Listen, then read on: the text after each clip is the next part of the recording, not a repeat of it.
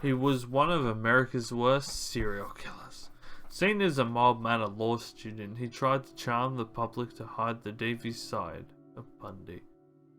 Theodore Robert Bundy was born on the 24th of November 1946 in Burlington, Vermont. Mother Eleanor Louise Cow, Louise, born at Elizabeth Hunt Home for Unwed Mothers. For the first 3 years of life, Bundy lived in Philadelphia, home of his maternal grandparents Samuel and Eleanor Cow, who raised him as their son to avoid the social stigma of his unwed mother. His parents told his mother that his mum was his older sister.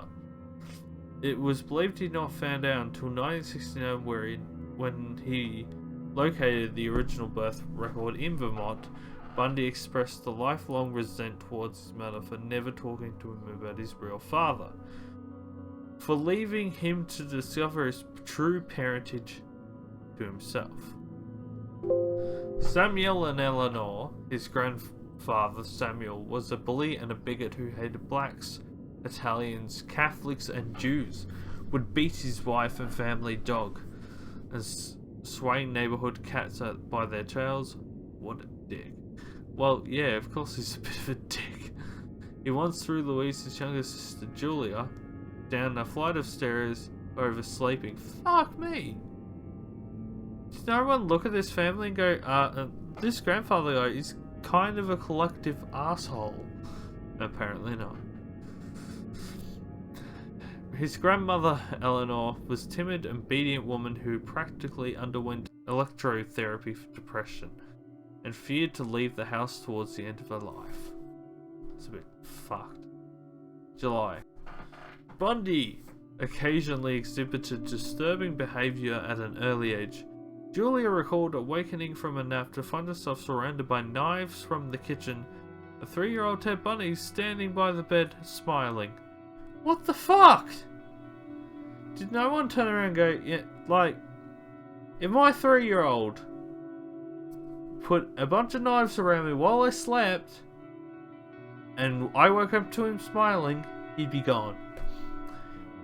Hospitals can deal with that one, because yeah, he's a psychopath. No, all serious. No. What drives an ordinary seeming man to commit some of the worst crimes known to man? He was one of the first to be labelled a serial killer. 24th of November 96. Born Ted was known as aka Ted. He also had disturbing pornography collection that young Ted found. This opened up sexual fantasies, opening his mind to content of a devious nature.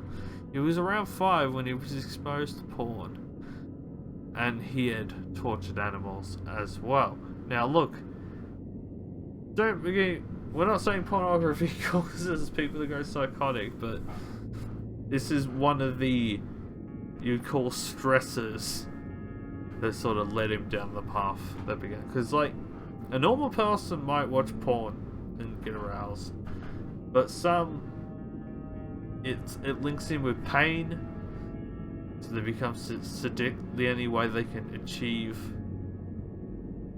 ejaculation is through violence. So, like, they're not viewing it the same way we are.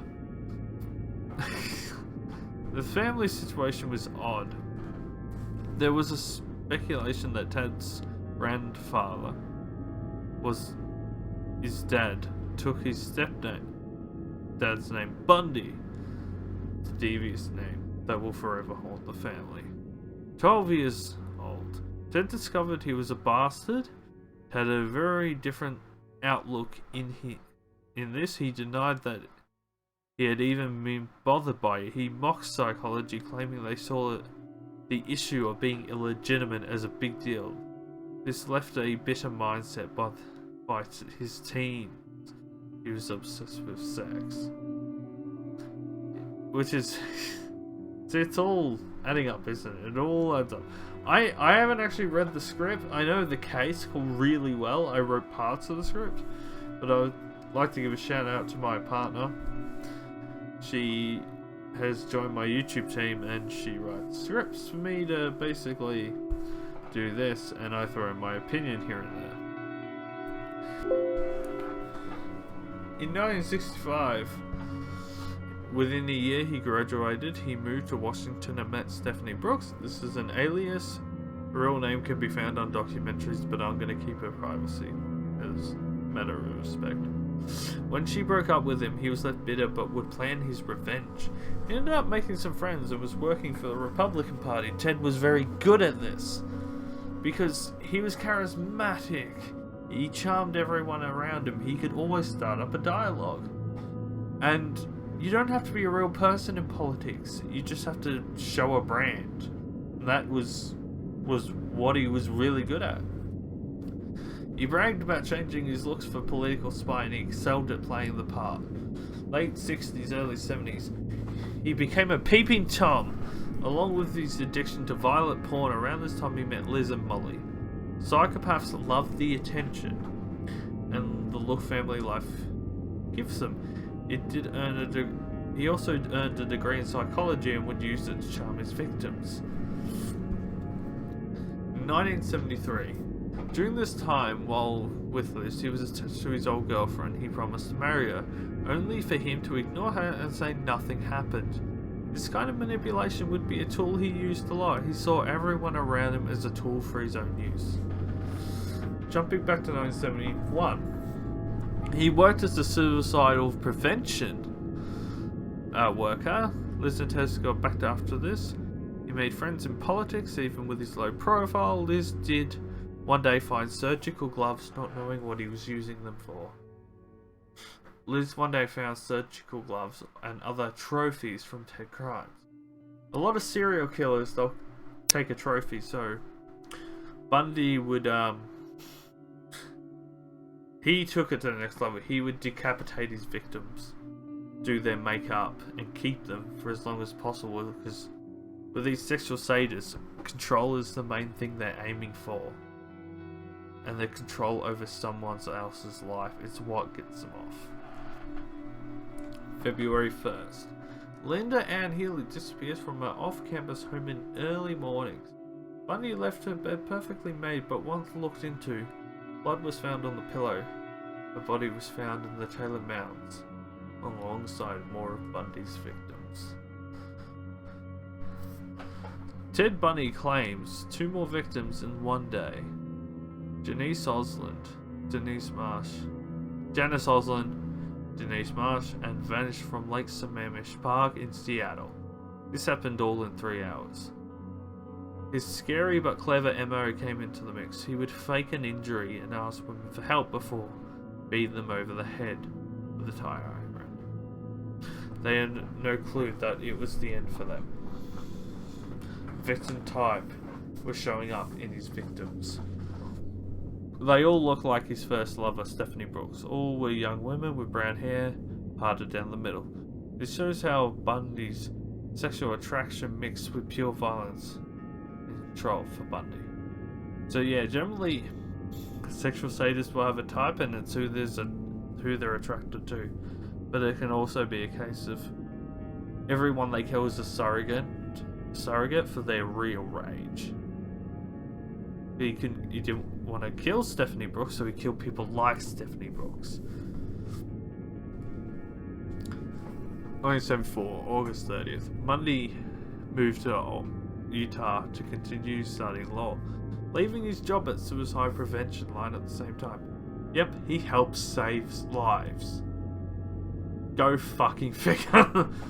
November 8th, Ted strikes twice in one day, again. Posing as a police officer in Utah, there was where he lured 18-year-old Cara Dorange from a mall to his VW Bug.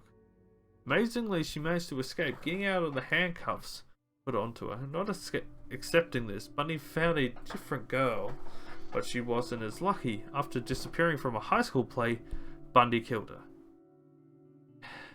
Clearly, his need for control is so strong he couldn't accept failure. His need to kill was so strong, he had to find a new victim as quickly as possible. Police found the cuffs on the new victims, and they matched Cara Dorange's. January 12th, a killer surfaced in Colorado. Harry Chambell disappears from a hotel room. Later, her body was found outside the village. Result: August 16th, Bundy is captured. October 2nd, Bundy is selected for a police lineup. Carol identified Bundy as the man who had kidnapped her. This is where Bundy claimed the police put her up to it, turning her into a professional witness. Ted always had a sense of drama. March 1st, 76. Bundy is finally charged for aggravated kidnapping with a sentence of 1 to 15 years. They've got him. Or so they thought. 21st of October, Bundy is charged with first-degree murder. June 7th, 1977. Bundy, under the pressure, clearly knowing he wasn't going to win this trial, jumps from the law library. This could have been avoided. Somehow the judge deemed him able to act as co-counsel. This gave him the benefits of a normal lawyer. A man who's accused for murder and violent crimes and suspected of men should never be allowed to walk around a courthouse with low supervision and no chains. But Bundy, well, he was different, wasn't he? After being recaptured after a week in the mountains, but he yet escaped again on the 30th of December 1978. He got a lot more creative with this one. He slimmed down to 30 pounds. Cut a hole through the vents and went up through without anyone knowing for 15 hours. Bundy was gone.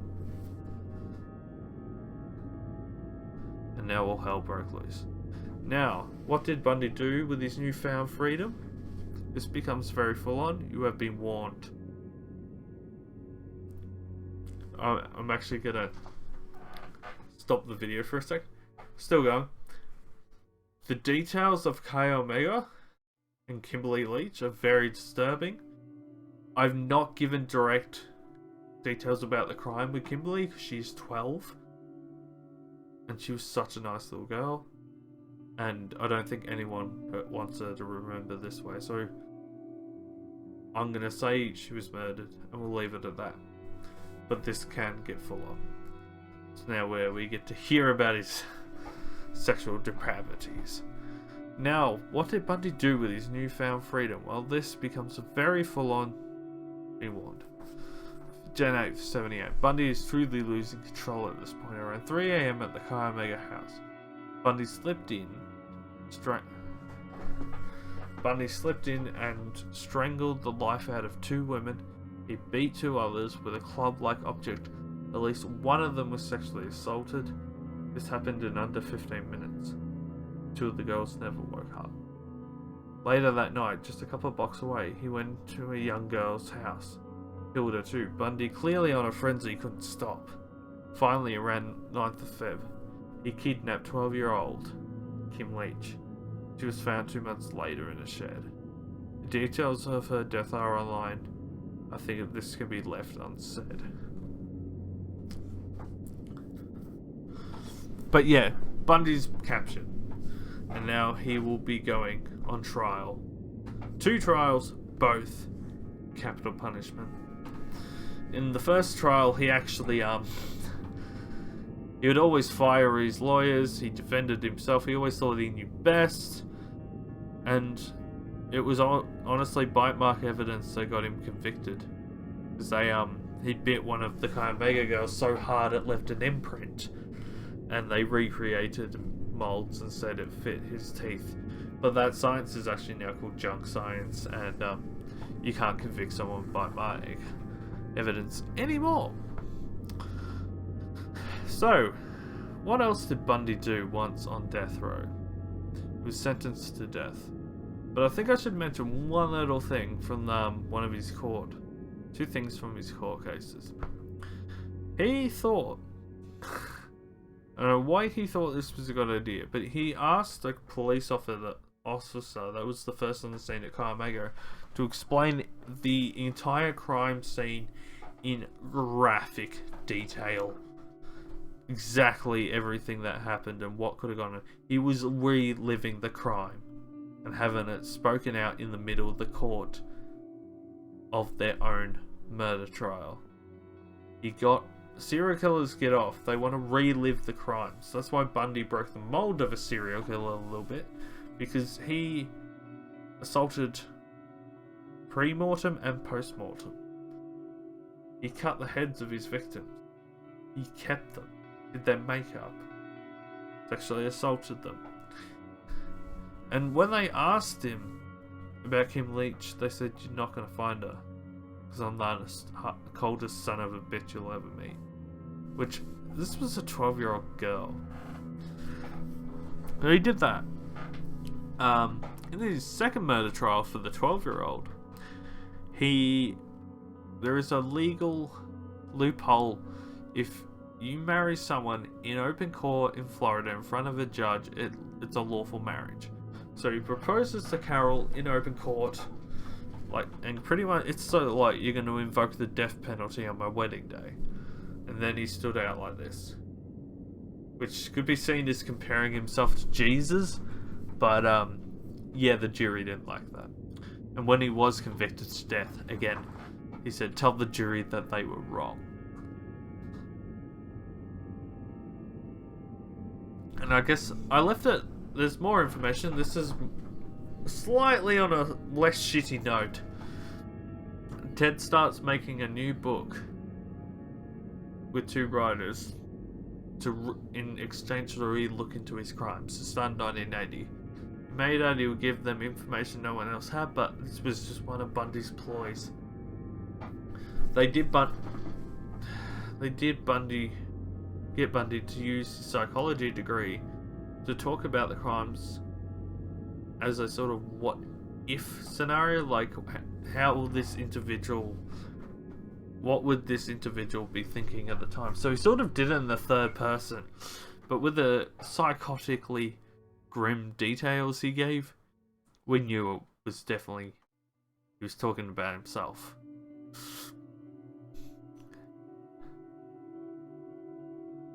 But who knows what he actually was thinking?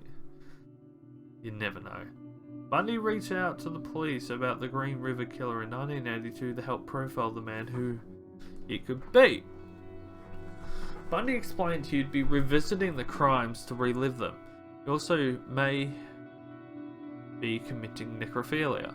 Bundy often spoke with his roommates on the road and helped them with their appeals, so he could have got a decent look into the violent offenders alike, even removing his own experience from the mix. 1985 to 1989, the BSU, or the BAU as it knows now, started interviewing Bundy. Bill Hagmeyer was the one selected to do this. Bundy later admitted to necrophilia. He would also cut the head off his victims, keep them, do their makeup, possibly do more sex acts with them. Bundy talked about the possession of women. He would often keep trophies from the crime scenes toward the victims himself. The BSU did look into Bundy with some added interest. He broke the mold of a serial killer. He had a degree, he held down jobs, was fairly intelligent. These were not common traits of killers at the time. Finally, in 1989, Bundy died in Old Sparky. The truth about his crimes he would take to the grave. USA's most prolific serial killer was dead. Bundy left fear in the women all over the USA. The way we view killers will never be the same again. Hey, what's going on, everyone? Thank you all for watching this video. I hope you enjoyed the content. Now, we have a Patreon set up for those that want to help me and succeed my dream of becoming a YouTuber. But that is completely up to you. You get some benefits, like a private Discord server just between me and my paid patrons. You get behind the scenes news. You get told about giveaways before everyone else. And sometimes they give away a free game if there's a giveaway going. And you will be told about giveaways in advance. Now, if you like gaming, classic gaming, new, old, whatever, check out this channel or my second channel at Ghost the Grumpy Aussie Discussions.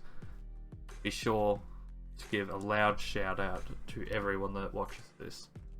You make this dream alive.